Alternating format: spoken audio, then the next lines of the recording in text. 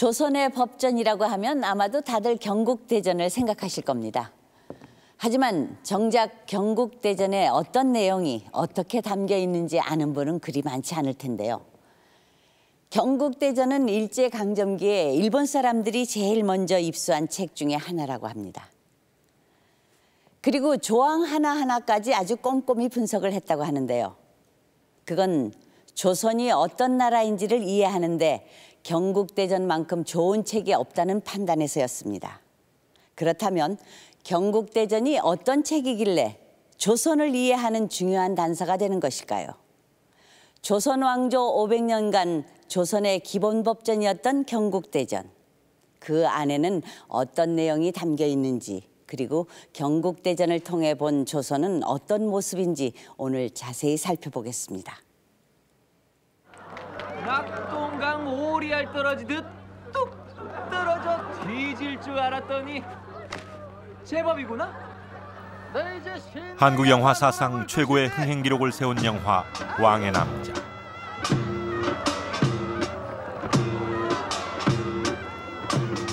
그런데 영화의 내용 중에 눈길을 끄는 부분이 있다. 입만 열면 아니 된다 아니 된다. 대체 되는 게 뭐가 있단 말이오? 어찌 천한 광대들을 궁에 두려 하십니까?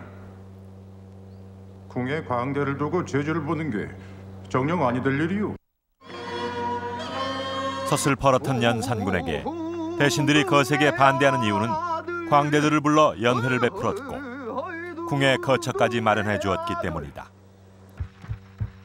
이때 대신들이 반대의 근거로 내세운 건 바로 조선의 법도였다. 선왕께서는 광대패를 부를 때 그 연회의 성격과 의의에 따라 하도록 법도를 정하셨사옵니다.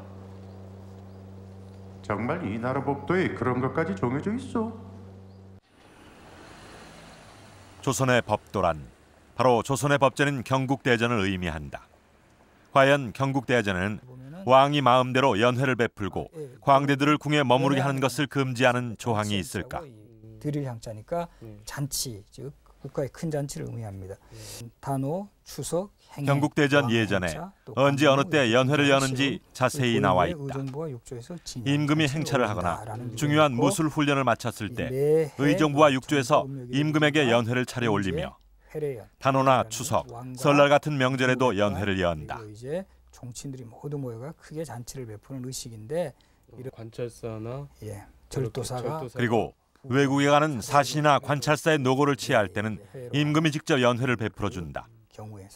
이처럼 법전에 연회를 여는 시기와 이유가 분명히 명시되어 있어 아무 때나 연회를 열 수 있는 건 아니었다. 특별히 기념할 만한 일이 있을 때 또는 뭐 외국에 사신으로 나갈 때와 같은 이렇게 어떻게 보면 아주 이 국가적으로 의미 있고 그 기려야 할 이런 일에만 잔치를 베풀었지 뭐 함부로 국왕이 자의적으로 이렇게 그 베푸는 그런 그 일은 없었습니다. 그것은 그만큼 어떤 잔치를 어떤 절도 있게 하고 또 필요한 어떤 행사를 함부로 하지 말 것을 이렇게 규정을 함으로써 이 잔치에 따르는 이 사치와 낭비를 이렇게 법률적으로도 이렇게 막아보자는 그런 의지가 반영되었던 것으로 판단이 됩니다. 광대들에게 궁의 거처를 마련해 준 건 역시 경국대전에 의하면 불가능한 일이다. 경국대전에는 궁에서 근무하는 기술직들을 일일이 열거해 놓았는데 그중 연회 때 공연을 맡은 건 장학원이다. 그런데 장학원에는 궁중음악을 연주하는 악사들만 포함되어 있을 뿐 광대는 없다. 이렇게 연회에 대한 자세하고도 구체적인 조항까지 명시하고 있는 경국대전. 경국대전에는 이외에 또 어떤 내용이 담겨 있는 것일까? 총 319개 조항을 담고 있는 경국대전은 2호 예병 형공 6전으로 나뉘어져 있다.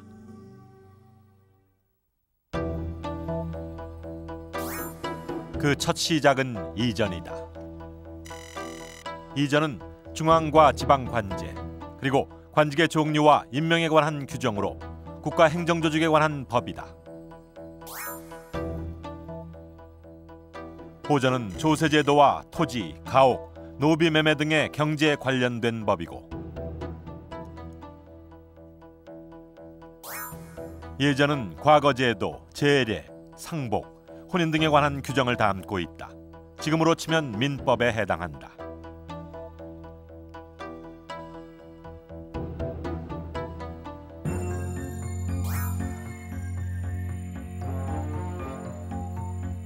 병전은 말 그대로 군사 제도에 관한 것이고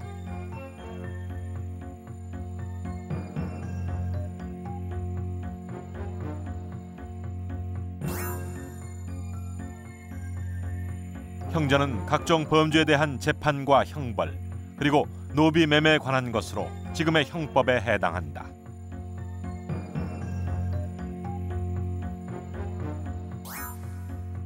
마지막으로 공전은 도로 건축 등 산업에 관련된 법이다.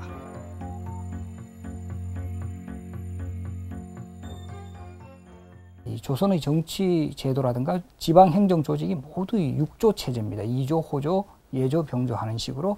그렇기 때문에 법률 체계를 그 육전 체계로 맞춰 놓는다면 중앙이라든가 지방 행정에 있어서 훨씬 더 효율적으로 또 합리적으로 통치할 수 있는 이 기반이 될 수 있었기 때문에 육전 체제로 편성을 했습니다. 육전에 담겨 있는 각 조항들은 아주 세세하고 구체적이어서 조선시대 풍속이며 생활상을 엿볼 수 있다.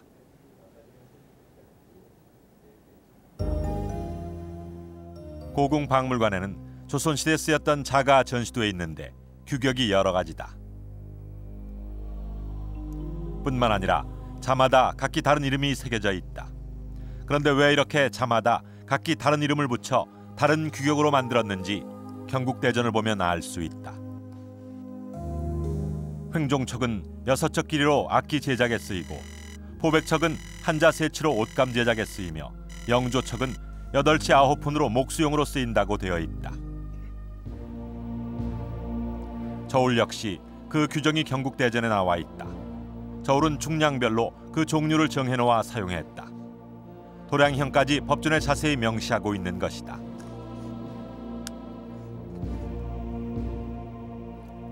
큰 저울은 100근, 보통 저울은 30근, 그리고 작은 저울은 3근짜리다.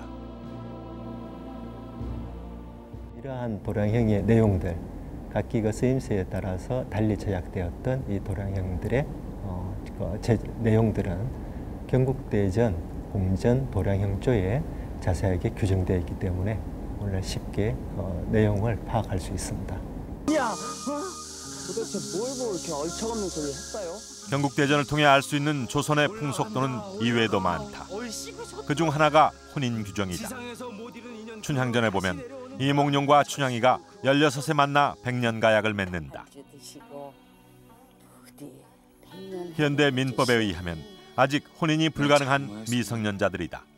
하지만 경국대전 예전의 규정에 따르면 혼인이 가능한 나이는 남자 15살, 여자 14살.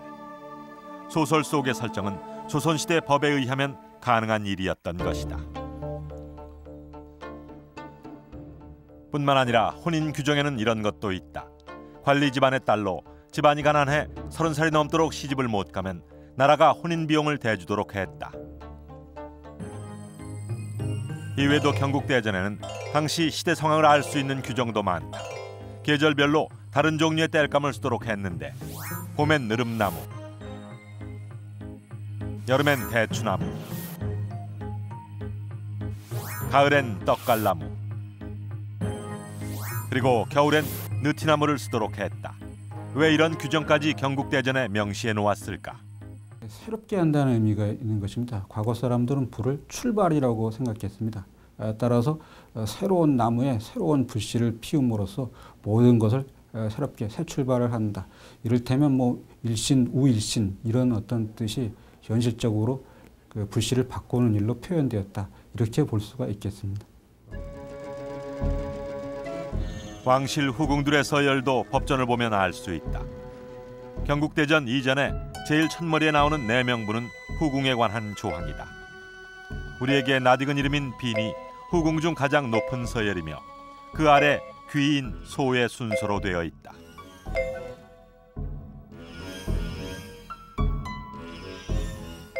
경국대전은 후궁들의 품계를 정일품에서부터 종구품까지 명시해 후궁들의 서열도 법으로 정해놓았던 것이다.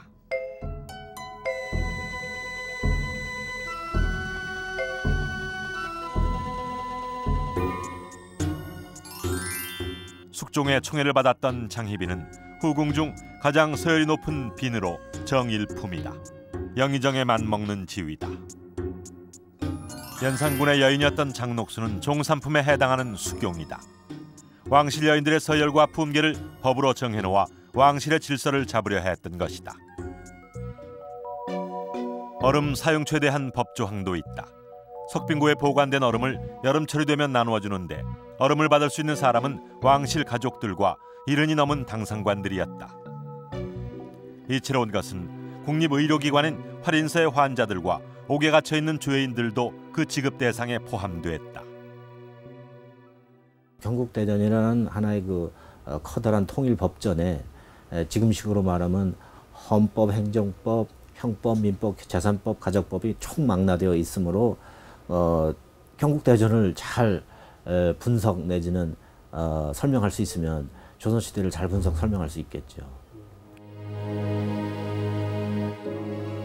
크게는 조선의 통치 구조에서부터 왕실 여인네들의 삶, 그리고 백성들의 아주 사소한 일상까지 경국대전에는 조선의 모든 것이 담겨 있다. 법전이라고 하면 딱딱하고 어려운 내용일 거라고 생각했는데 그렇지가 않네요. 계절별 땔감 종류며 얼음 사용처 같은 아주 세세하고도 생활과 밀접한 관련이 있는 조항들을 담고 있어서 조선시대 사람들이 어떻게 살았는지 알 수가 있는데요. 그래서 조선시대의 관리들, 그러니까 지금으로 치면 공무원이죠. 그들의 24시가 어떠했는지도 자세히 그려볼 수 있다고 합니다. 지금 제 옆으로 보이는 건 경복궁 앞길입니다. 이른 아침인데 벌써 출근하는 관리들로 붐비는데요. 직접 관리 한 분을 만나 경국대전에 나와 있는 관리들의 근무 조항에 대해서 들어보겠습니다.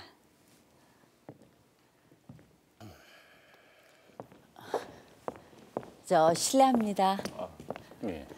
아직 이른 시간인데 벌써 출근하시나 봐요.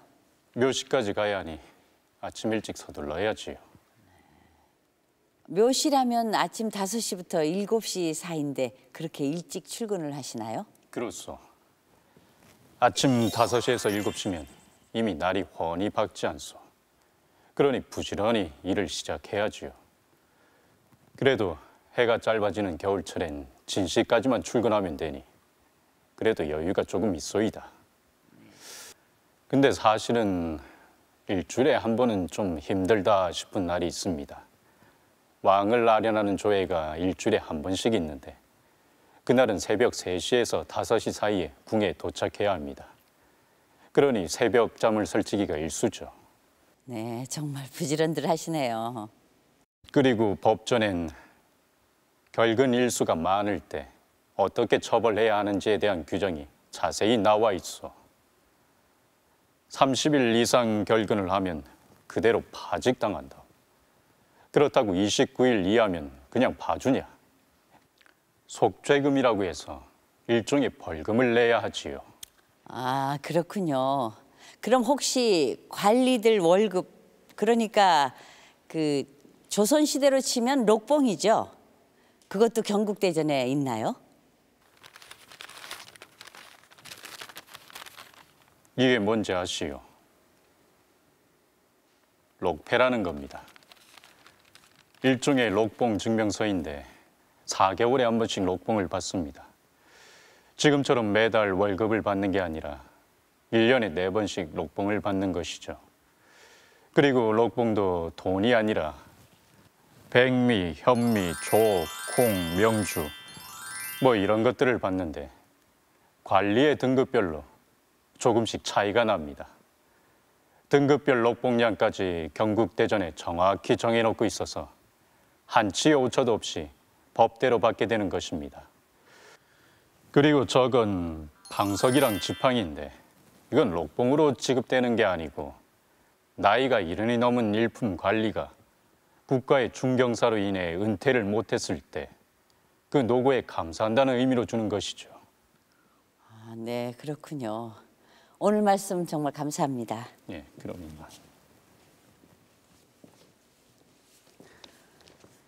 경국대전을 통해 조선시대 관리들의 생활상까지 자세히 살펴보고 나니 그야말로 경국대전은 조선을 들여다보고 이해하는 조선의 창과 같은 책이라는 생각이 드는군요. 그렇다면 경국대전을 통해 보는 조선은 어떤 나라일까? 우리가 흔히 생각하기에 조선이라고 하면 유교적인 이념을 강조하는 사회, 그리고 신분이 엄격히 규정되어 있는 신분사회, 뭐 그런 다소 비합리적이고 전근대적인 모습일 텐데요. 그런데 경국대전을 보면 그러한 우리의 고정관념을 깨는 조항들이 많이 있습니다.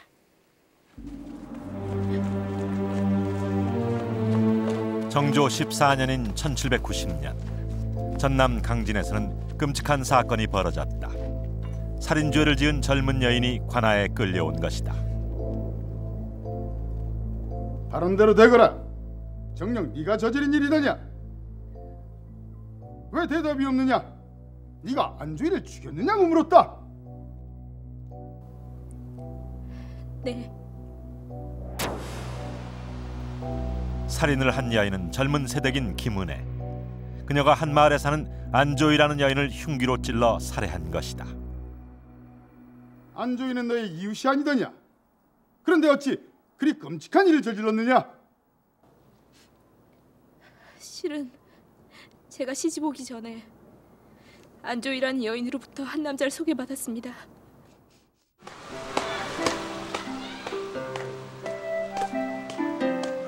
은혜라는 여인이 실토한 사건의 내막은 이러했다. 은혜가 결혼하기 전 오랫동안 은혜를 흠모해오던 최정년이란 남자가 있었다. 그는 여러 차례 은혜에게 접근하려 했다. 하지만 은혜는 최정년의 마음을 받아주지 않았다.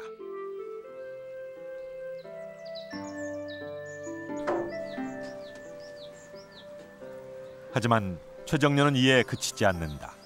최정년은 은혜를 아내로 얻고 싶은 마음에 마을의 중매를 잘 썼던 안조이에게 부탁한다.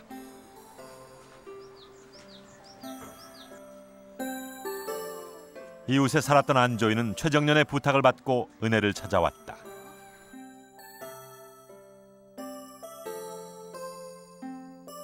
하지만 은혜는 안조이의 중매마저 거절했다.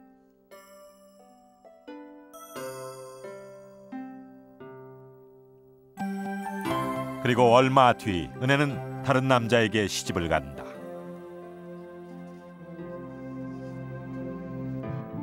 그러자 안조이와 최정년이 짜고 은혜에 대한 안 좋은 소문을 마을에 퍼뜨리기로 한다. 동네 사람들한테 소문을 잘 내는 것이야.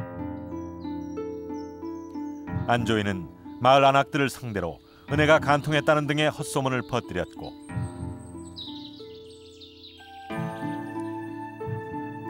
순식간에 마을 전체에 소문이 돌아 은혜는 곤경에 처하게 된다.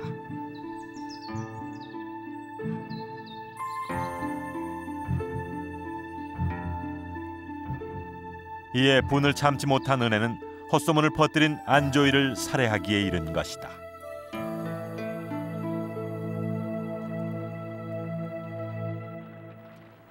분한 마음이야 이해하겠다만 그렇다고 사람을 죽여서야 되겠느냐?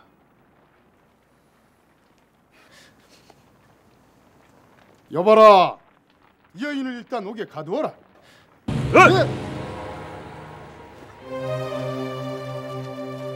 순순히 자신의 죄를 자백한 은혜에게는 이제 법적인 처벌만이 남아있다.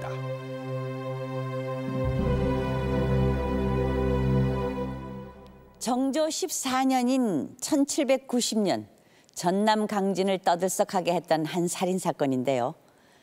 조선시대에는 이런 살인사건이 벌어지면 어떻게 처리를 했을까요? 조선은 엄격한 유교 사회였으니 살인죄에 대해서만큼은 복잡한 조사 과정이나 판결 과정 없이 그대로 사형에 처했을 거라 생각하기가 쉬울 겁니다. 더구나 은혜라는 여인이 순순히 자신의 죄를 자백했으니 더 조사할 것도 없는 명백한 사건이죠. 그런데 사건의 처리 과정을 보면 그리 단순하지가 않습니다. 은혜 사건의 판결 과정을 박노원 아나운서가 자세히 알아봤습니다. 과연 정조 14년에 발생한 은혜 사건은 어떻게 결말이 났을까요? 사건 처리 과정을 실록에서 찾아보기로 했습니다. 조선왕조실록에 은혜 사건이 기록되어 있을까? 사건이 발생한 건 정조 14년 8월. 해당 날짜를 클릭해보았다. 지방에서 벌어진 살인사건인데도 실록엔 꽤 길고 자세하게 사건의 처리 과정이 남아있었다. 실록에 따르면 은혜 사건을 처음 조사한 관찰사는 한양의 형조에 사건을 올리고 형조는 또 한 번의 심의 과정을 거친 뒤 왕에게 보고한다. 그러자 왕은 죄를 더 추가할 사항이 있는지 혹은 정상을 참작할 만한 자료가 있는지 더 조사해서 보고하라고 한다.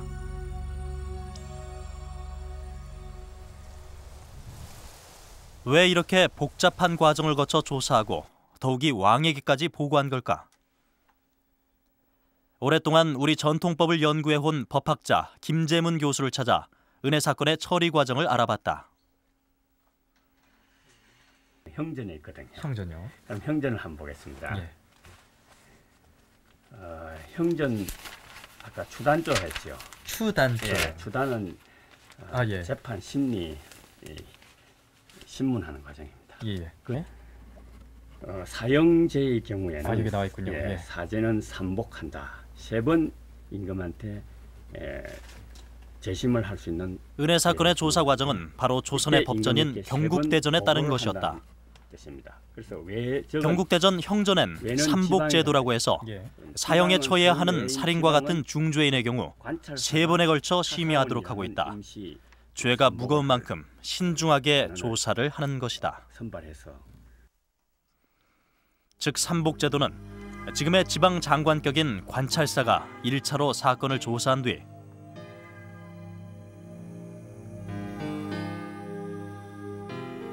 한양에 있는 형조에 보고한다. 그러면 형조에서 또 한 번 조사를 해 왕에게 보고하고 마지막으로 왕은 사건을 대신들과 논의해 최종 판결을 내리게 되는 것이다. 살인사건이나 사형제수에게는 다시 살릴 수 있는 기회를 주기 위해서 3번 재판을 3심을 형조에서 했다 하더라도 반드시 임금에게 보고하도록 되어 있습니다. 마지막으로 판결을 내린 사람은 늘 왕이었습니다. 관찰사와 형조 2번에 걸쳐서 신문한 내용을 왕이 또다시 꼼꼼히 살펴본 뒤에 판결을 내렸던 것이죠. 그렇다면 은혜 사건의 경우 왕은 과연 어떤 판결을 내렸을까요? 오랜 논의 끝에 정조는 이런 판결을 내린다. 목숨을 걸고 자신의 결백을 알리려 했던 은혜의 절개와 지조를 참작해 석방하라는 것이었다. 절개와 지조를 중시했던 시대, 은혜 사건의 정상이 참작됐고 비록 살인죄를 지었더라도 정황을 꼼꼼히 분석하고 판단해 판결을 내린 것이다. 예, 조선의 삼복제도는 지금의 삼심제도와 아주 유사한 것입니다. 잘못된 판결로 억울하게 처형당하거나 옥살이를 하는 사람들이 생기지 않도록 하기 위해서 이런 법적인 제도를 이미 조선시대에 마련했던 것이죠. 정말 조선시대에도 삼심제도가 있었다니 놀라운데요. 예, 그렇습니다. 지금 법에 견주어 봐도 전혀 뒤떨어지지 않는 규정입니다. 그럼 이외에 처벌 규정 몇 가지를 더 살펴보겠습니다. 제 뒤에 그림들은 18세기 책인 형정도첩에 나온 것들인데요. 경국대전 형전에 기록된 조선의 형벌들을 그림으로 묘사해 놓은 것입니다. 조선시대에도 죄를 지은 사람은 이렇게 감옥에 가두고 조사를 하는 게 일반적입니다. 그런데 아무리 중죄를 지은 죄인일지라도 구속을 하지 않는 경우가 있습니다. 바로 나이가 70세 이상이거나 15세 이하인 경우인데요. 지금 소년, 소녀 범죄자들을 보호하는 것과 아주 유사한 것입니다. 그리고 이건 고문을 하는 그림인데요. 고문은 3일 이내에 2번 못하도록 법전에 명시해 놨습니다. 이 죄인이라고 해서 조사관 마음대로 가혹하게 고문하는 걸 방지하기 위해서입니다. 곤장을 때릴 때도 한 번에 30대 이상은 때리지 못했습니다. 예를 들어 장형 중에 가장 중형인 100대형에 처해졌다 하더라도 법대로 여러 번 나눠서 때려야 했습니다. 그리고 이 그림들을 보면 똑같은 장형일지라도 처벌 도구의 굵기가 다 다르다는 걸 알 수 있습니다. 처벌 도구의 규격도 법으로 정해놓고 죄의 경중에 따라서 달리 쓰도록 했던 것입니다. 그리고 이 중에 가장 규격이 큰 처벌 도구인 신장은 때리는 방법까지 법전에 명시해 놨는데요. 살인마는 종아리 부분만 치고 정강이 부분은 치지 못하도록 했습니다. 정강이 부분을 쳐 뼈가 다치면 치명적인 부상을 입을 수 있기 때문이죠. 이렇게 죄인일지라도 최소한의 보호장치들은 마련을 해놓았던 것입니다. 형벌제도 외에 경국대전에는 지금 봐도 놀라울 만한 사회복지법이 있습니다. 바로 출산휴가 조항인데요. 관노비의 경우 출산을 앞두고 한 달, 또 출산하고 난 뒤에 50일간 휴가를 줬습니다. 그러니까 총 80일간의 법정 휴가가 있었던 것이죠. 그런데 그것만이 아닙니다. 여기 보면 남편이 부엌에서 군불을 떼고 있는데요. 그 남편에게도 산후 15일의 휴가를 줘서 아내의 산후조리를 도울 수 있도록 했습니다. 얼마 전 뉴스에 의하면 2008년부터 남편에게도 출산휴가를 준다고 하는데요. 출산휴가에 있어서만큼은 조선시대가 지금보다 더 앞섰다고 할 수 있을 것 같습니다. 출산휴가라는 개념이 있었을 뿐만 아니라 남편에게까지 출산휴가를 줬다는 건 참으로 새로운 사실인데요. 이렇게 경국대전 조항들을 보면 설사 죄인이거나 신분이 낮은 노비일지라도 그들을 보호하기 위한 법적인 장치들을 아주 자세하고 구체적으로 만들어 놓았습니다. 당시 경국대전을 만든 사람들이 얼마나 심혈을 기울여 법조항 하나하나를 만들었는지 알 수가 있습니다. 그렇다면 경국대전은 언제 어떻게 만들어진 것일까요?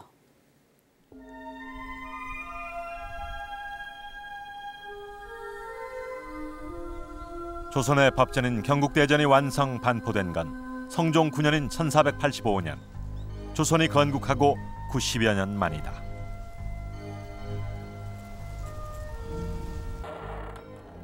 하지만 법전의 필요성은 이미 조선 건국 초부터 대두됐다. 태조 이성계는 조선을 건국하면서 법에 따라 조선을 통치 나갈 것을 천명했다. 태조의 즉위교서를 보면 의장과 법제는 고려의 것을 따르되 율문에 따라 죄를 판정한다고 되어 있다. 이렇게 태조가 건국 초부터 법의 중요성을 시사한 데엔 이유가 있다. 고려 말에는 정치적인 상황이 매우 혼란스러웠습니다. 고려공사 3일이라는 말이 나올 정도였는데요. 이 말은 나라의 일이 3일을 가서 또 바꾸고 계속 바꾼다. 이런 혼란한 상황을 의미하는 것입니다.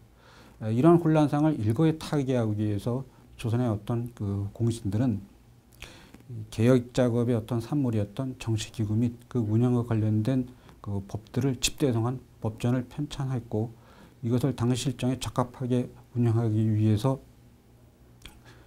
노력을 했습니다.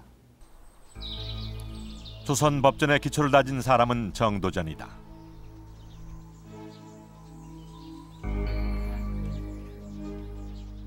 정도전은 이성계와 함께 조선 건국을 도모한 인물로 당대 뛰어난 정치가이자 사상가다.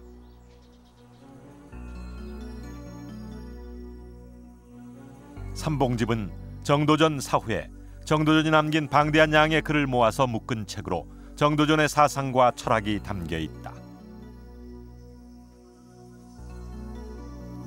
그런데 이 삼봉집 속에 조선 법전의 초안이 됐던 조선 경국전이 있다.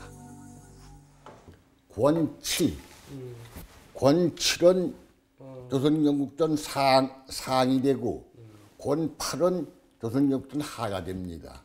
네. 두 권이네요. 이 두 권이죠.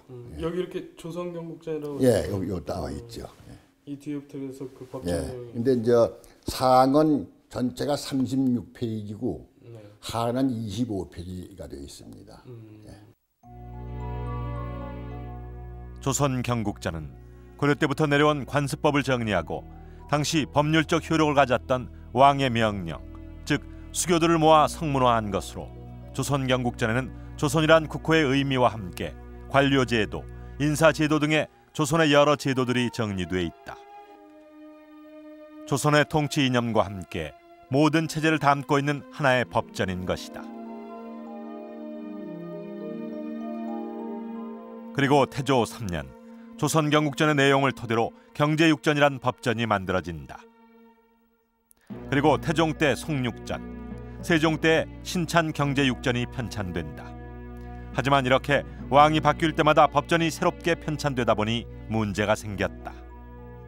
말하자면 그 법전의 구체적인 조항들이 통일되거나 고정된 방식으로 운용되는 것이 아니고 그때그때 필요에 따라서 사안에 따라서 국왕이 수교를 내리고 그게 맞추어서 법을 집행하는 이런 방식을 취했던 거죠. 그래서 전체적으로는 육전체제를 갖추고 있고 그래서 나라를 다스리는 데 필요한 모든 사항들이 경제육전의 여러 법전 속에 이렇게 들어 있습니다만은 통일적이고 고정적이지 않은 그런 그 한계를 가지고 있었다. 이렇게. 기존의 법전에 새로 나온 왕의 수교들을 덧붙이다 보니 법조항의 통일성이 없었던 것이다. 뿐만 아니라 왕이 바뀔 때마다 새로운 법전을 편찬하다 보니 경제적, 시간적인 손실이 컸다.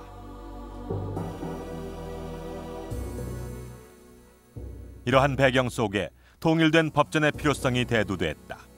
그리고 그 일을 이끈 이가 바로 세조였다.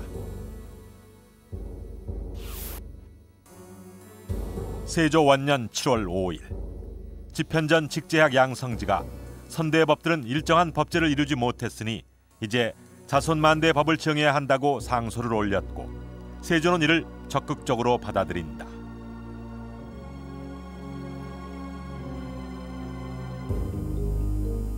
드디어 세조는 왕위에 오른 지 3년째인 1457년 육전상정소를 설치하고 경국대전을 만들 것을 명한다.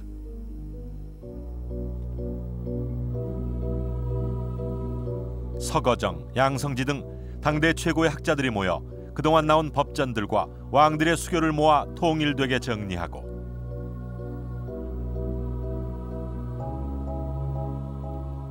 왕들의 수교 외에 오랫동안 지켜져 오던 관습법과 관례법들도 정리해서 법전에 수록한다.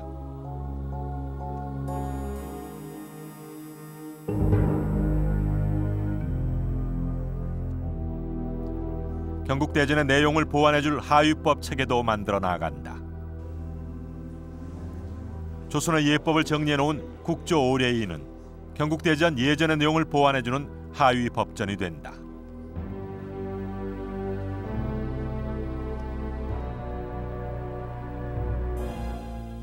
그리고 중국 명나라의 형법서인 대명률 중에 합리적인 조항들을 뽑아 형전의 조항을 만드는 데 참고한다.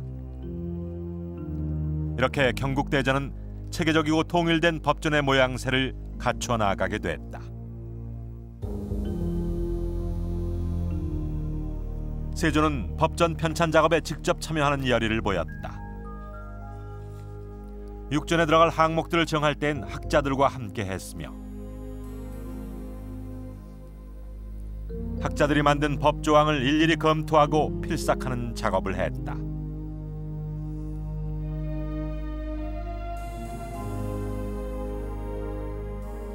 그뿐 아니라 세조는 법전 제작에 참여한 학자들이 상을 당해 빠지게 되면 특별히 어명을 내려 다시 나오게 할 정도였다.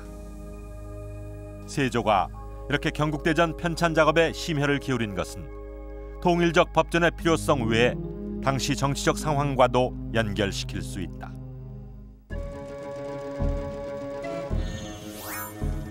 세조는 세종의 둘째 아들, 즉 수양대군이었다. 적장자가 아닌 수양대군은 왕이 될 수 없었다. 하지만 세조는 세종의 뒤를 이어 왕위에 문종이 오르고 그 뒤를 12살의 어린 왕 단종이 오르자 왕권 강화를 명분으로 조카인 단종으로부터 왕위를 넘겨받는다. 말하자면 비정상적인 방법으로 왕위에 올랐다. 그래서 그런 상황에서 정치적인 입지를 굳히기 위해서 정치적 정통성을 확보하기 위해서 나름대로의 그 취직이 필요했고 그런 과정에서 경국대전과 같은 큰 그 법전을 편찬하는 것이 필요했다. 뭐 이제 이렇게도 볼 수는 있습니다. 정치적인 입지를 굳히기 위한 세조의 의도는 즉위 이후 시행한 여러 제도를 통해서도 알 수 있는데 그중 하나가 과전법을 직전법으로 바꾼 것이다. 과전법이란 현직은 물론 전직 관리들에게도 과전을 지급하던 것으로 관리가 죽으면 자손들이 물려받을 수 있었다. 이에 비해 직전법은 현직 관리에게만 지급될 뿐 아니라 세습하지 못하고 나라에 다시 되돌려줘야 했다. 관리들의 권한을 축소하고 왕권을 강화해 세조는 자신의 입지와 정통성을 확보하려 한 것이다. 왕의 주관 하에 경국대전을 만든 것도 이러한 일련의 작업 중의 하나였다.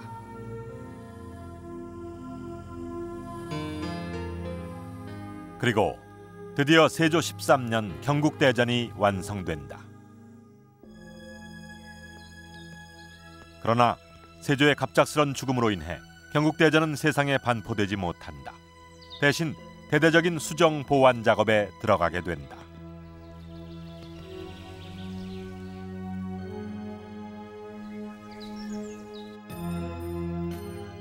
그중 가장 오랜 시간 논란이 됐던 것이 직전법이다.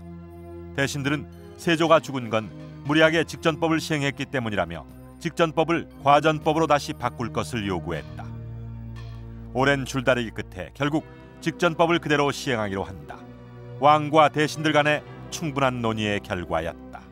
과거처럼 세조의 일방적인 주도로 법전을 편찬하는 것이 아니라 모든 사람들이 만족하고 모든 사람들이 참여하고 모든 사람들이 인정하는 그러한 그 법전을 편찬하려고 했습니다. 그러기 위해서는 상당한 시간이 요구가 되었습니다. 직전법 외에도 문제가 제기되는 법조항들은 하나도 빠짐없이 충분한 논의를 거쳐 수정 보완 작업을 했다.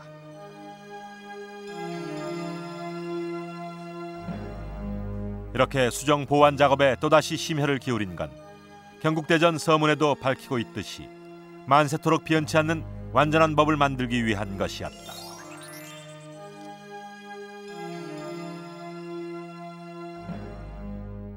법의 안정성 문제가 우선 가장 중요했습니다. 만세불변의 통일법전이라고 하는 것은 조문 하나하나가 다른 것들과 충돌을 일으키거나 모순을 일으켜서는 안 됩니다. 그렇기 때문에 매우 신중한 그런 작업이 요구가 되었습니다. 세조 3년에 시작된 경국대전 편찬 작업은 예종과 성종대까지 이어졌다. 무려 3대 왕에 걸쳐 30여 년간 진행된 길고도 방대한 작업이었다.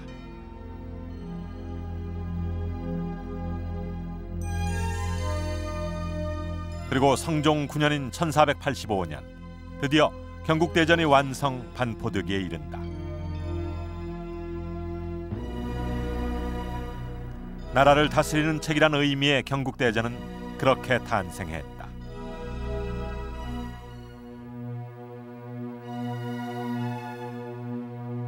조선이 개국된 지 90여 년 만에 반포된 조선의 헌법 경국대전. 만세토록 변치 않을 통일법전이라는 편찬 의도대로 경국대전은 조선 왕조 500년 동안 조선을 다스리는 기본 법전으로 쓰인다. 실제 경국대전을 수정 보완해 영조대의 속대전, 정조대의 대전 통편, 그리고 고종대의 대전 회통이 나오지만 경국대전 원문은 전혀 훼손하지 않고 그대로 법전에 수록하고 있다. 고종대에 편찬된 대전 회통, 경국대전 원문은 그대로 살려놓고 그 위에 수정 보완한 법조항들을 덧붙이고 있다. 경국대전 원문은 제1위에 원자를 붙여 기록했고 속대전 조항은 속, 대전 통편 조항은 증, 보완된 조항엔 보자를 써놓았다. 아무리 백성이 생활에 필요해서 신법을 만들더라도 같은 그 저촉되는 조문은 경국대전의 그 정신은 또 속대전이나 대전통편의 그 정신은 이어받으면서 새로 만든 법을 조화롭게 이상적으로 해석하기 위해서 그대로 대전해통에는 228개 항목을 그대로 분류해서 똑같이 나열해서 보기 편리하게 일목요연하게 그렇게 편찬하고 있습니다. 만세불변의 법전을 만들기 위해 그렇게 오랜 산고 끝에 탄생한 경국대전은 조선의 통치 이념이요 조선을 다스리는 근간이었다.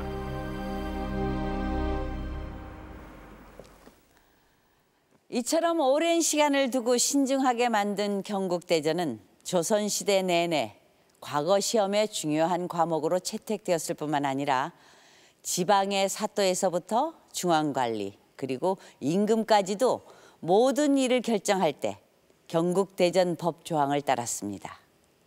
그야말로 경국대전은 조선을 다스리는 근간이 되었던 것입니다.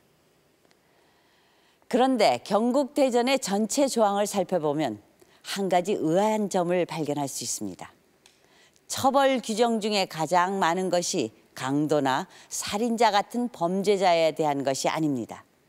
바로 관리입니다. 전체 처벌 규정 중 45% 그러니까 절반 가까이가 관리에 대한 것인데요. 왜 이렇게 관리 처벌 규정이 많은 걸까요? 지금 제 옆으로 보이는 곳은 경국대전의 산실인 육전상정소인데요.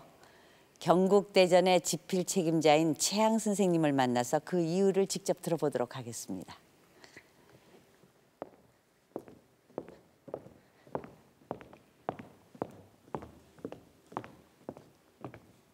안녕하십니까? 예, 안녕하신지요.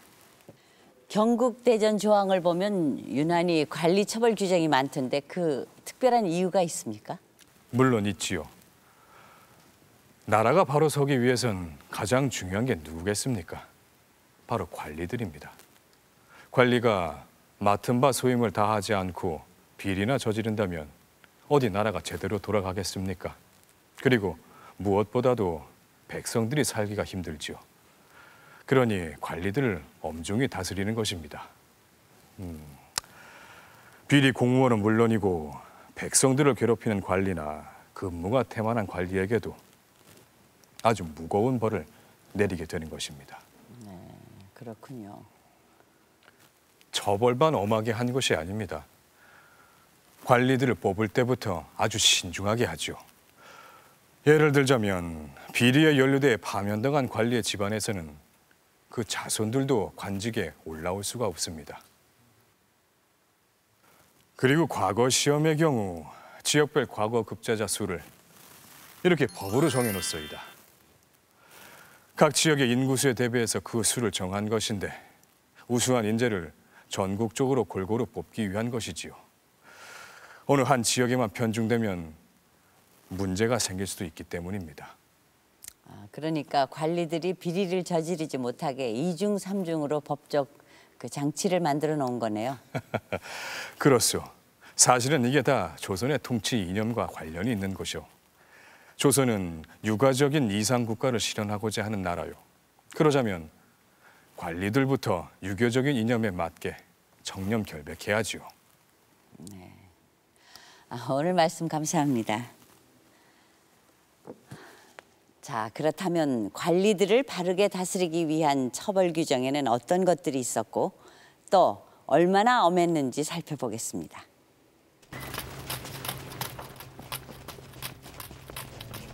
성종 14년 8월 26일 한 여인이 관아에 잡혀왔다. 그녀는 사헌부 장령인 송령의 처 신씨, 죄목은 분경죄였다. 분경이란 원래 분추경이란 말로 분주하게 다니면서 이권을 경쟁한다는 의미의 중국 고사다. 그렇다면 분경죄란 무엇인가? 경국대전 형전에 명시된 분경죄는 권세 있는 자의 집안에 드나드는 것이라고 되어 있다. 즉 지금으로 치면 인사청탁을 하는 것이다. 송룡의 처가 분경죄로 잡혀오게 된 내막은 이렇다. 송룡은 원래 작은아버지 송현수가 영모 사건에 연루되어 관직에 나갈 수 없었다. 그런데 성종이 송룡을 총애해 사헌부 장령으로 임명했다. 사헌부 장령이란 정사품의 벼슬로 관리들의 부정과 비리를 감독하는 막중한 권한을 가진 자리다. 이에 송룡의 사헌부 장령 임명에 반대하는 대신들의 상소가 잇따라 사간원과 사헌부의 업무가 마비될 지경이었다.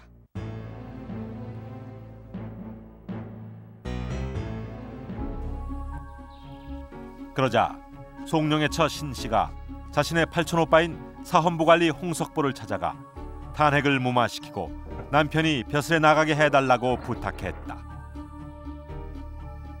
엄연한 분경죄인 것이다.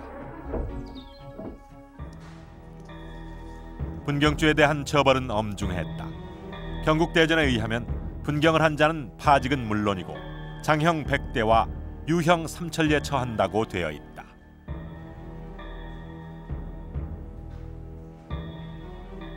네, 유3천리인데요. 사형 바로 밑에 그 가장 무거운 벌입니다. 그리고 이제 유형의 경우는 이제 통상 그 장 1백을 부가형으로 권장 100대를 때려서 이제 귀양을 보내는 것이죠. 그래서 이제 분경죄로 그렇게 귀양을 가게 되면 이제 그 용서를 받고 풀려 나온다고 하더라도 사실상 그 요직에 소용되는 것은 어려웠습니다. 신씨 사건은 관리의 처가 인사청탁에 개입된 첫 사건이었다. 관리의 처에 대한 판례가 없던 터라 고심하던 성종은 경국대전에 명시되어 있는 대로 신씨에게 장 100대형에 명한다. 그러자 송영은 부인으로 인해 무리를 일으킨 것에 대한 사죄의 의미로 스스로 관직에서 물러난다.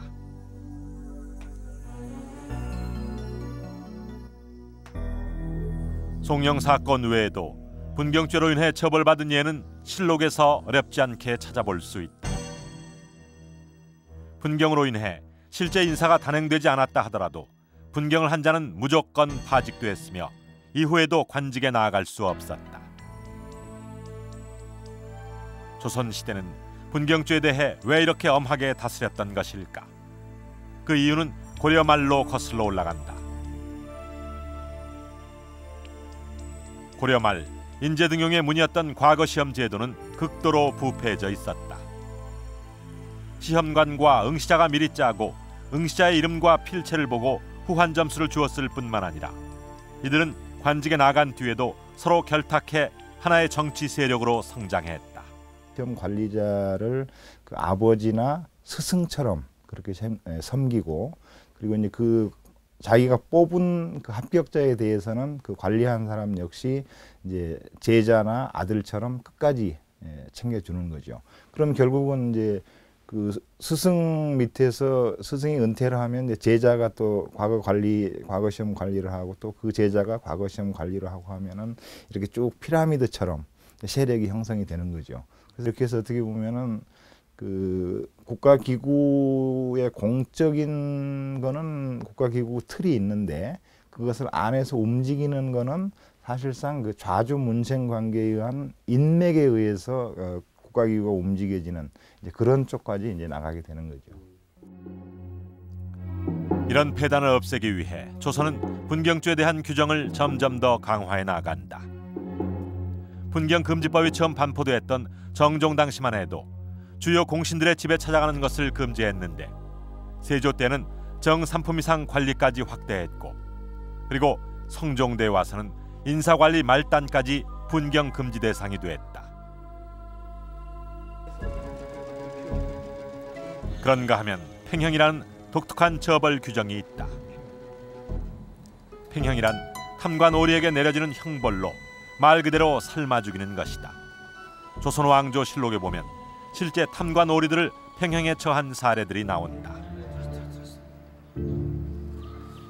그렇다면 과연 팽형과 같은 끔찍한 형벌이 실제로 집행됐을까? 팽형 집행 과정을 재현해 보면 현장엔 가마솥과 땔감이 준비됐다. 그리고 팽형에 처해질 탐관 오리는 눈을 가린 채 끌려온다. 이제 형을 집행하기만 하면 된다. 그런데 형벌 집행 과정을 보면 이상한 점을 발견할 수 있다. 가마솥 안에 물이 없다. 뿐만 아니라 불을 지피는 신용만 할 뿐 실제 불을 떼지 않는다. 이것은 실제 삶아 죽이는 그런 극형이 아니라 해당 공무원 즉 관원을 그 관직 사유로부터 영구적으로 추방하기 위한 하나의 통과 의례라고 보여지는 명예형이 되겠습니다. 비록 형 집행은 형식적이었지만 팽형은 관리에게 치명적이었다.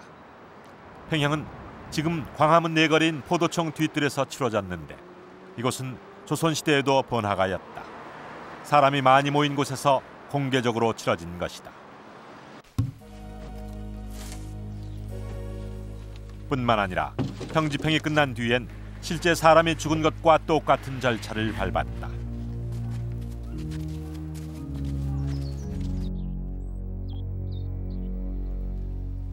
죽은 사람처럼 장례를 치렀는데 가족들이 와서 곡을 하고 운구행렬을 만들어 집까지 갔다.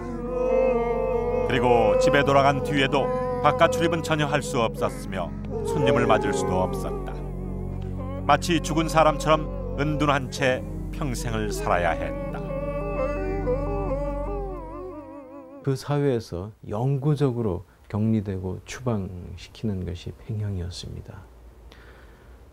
이 팽형은 뭐 뇌물이라든가 부정부패와 연루돼서 꼭 기분 같아서는 감정 같아서는 사형에 이렇게 처하고도 싶은 그런 경우에도 사형에 실제 처하지 않고 또 사형에 이를 만큼 결정적인 근거가 없는 경우에 관습적으로 이렇게 실행을 했었는데 그러나 사형제도보다도 더 그 위하 효과, 즉 일벌백계 효과가 컸었다고 보여집니다.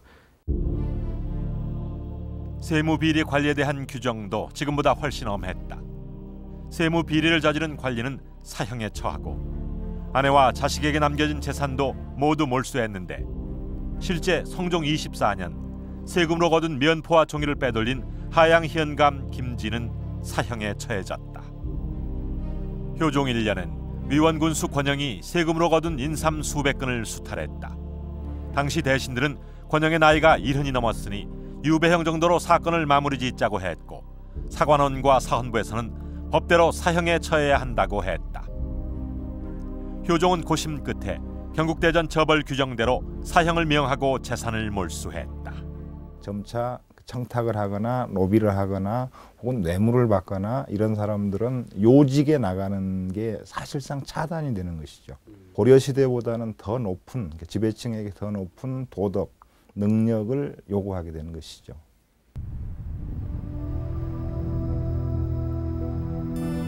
고려 말에 혼란을 지나 세워진 나라 조선. 조선은 관리가 바로 서야 나라가 바로 선다고 생각했다. 500년 조선이 이루고자 한 건 유교 사상을 토대로 유가적인 이상국가를 실현하는 것이었다.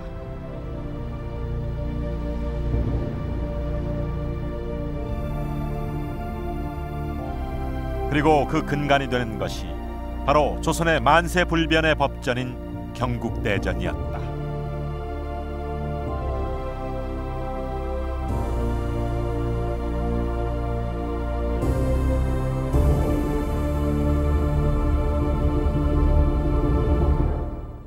법은 한 시대의 사회와 문화, 풍속을 담고 있는 창과도 같은 것입니다.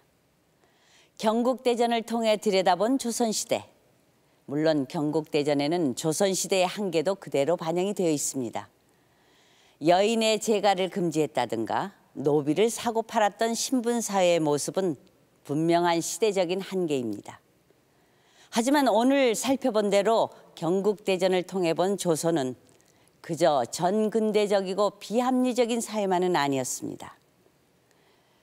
근대 이후 서구 문물이 대거 들어오면서 법 체계도 서구의 것을 그대로 받아들였습니다.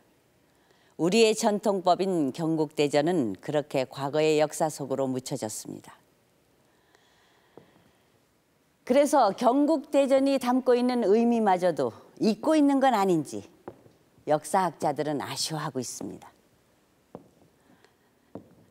오늘 HD 역사 스페셜에서 살펴본 것처럼 우리에게는 경국대전이라는 소중한 법적 유산이 있었다는 것, 그리고 경국대전을 통해서 조선의 새로운 모습을 만나볼 수 있다는 것마저도 잊어서는 안 될 것입니다.